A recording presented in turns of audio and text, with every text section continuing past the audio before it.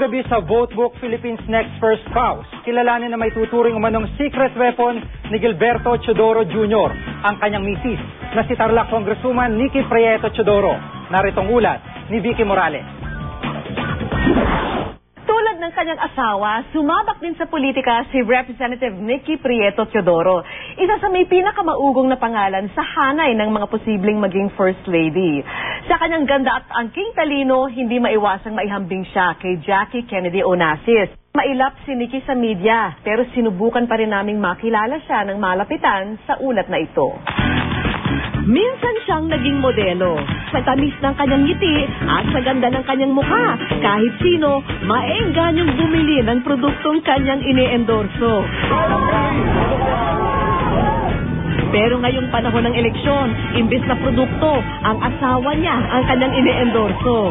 Mahuli kaya niya ang loob ng botanteng Pilipino para iboto ang kanyang asawa sa pagkapangulo? Yan si Monica Nicky Prieto Teodoro. May bahay ni Gibo Teodoro, dating commercial model at minsan na ring nanungkulan bilang kongresista. What you see is what you get, and he's very hardworking. So he concentrates really on his job. First and foremost, kung may trabaho siya, yan munang gagawin niya, yung trabaho niya.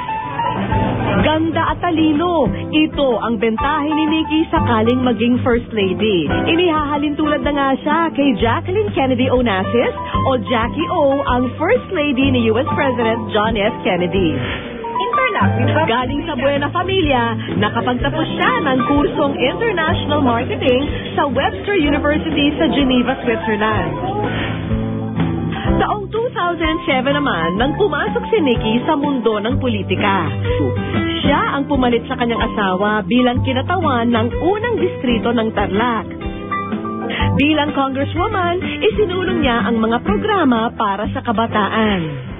Ayon kay Attorney Mike Toledo, campaign spokesperson ni Gibo, malaki ang naitutulong ng karanasan ni Nicky sa politika sa kampanya ni Gibo. Ang pinakamagandang First Lady siguro sa buong bansa.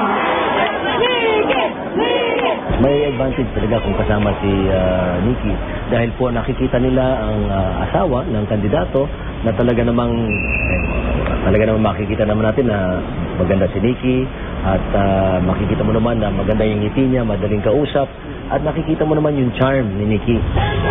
Sa pag-iikot ng kanyang asawa, tila walang kapaguran si Nicky sa pagsuporta.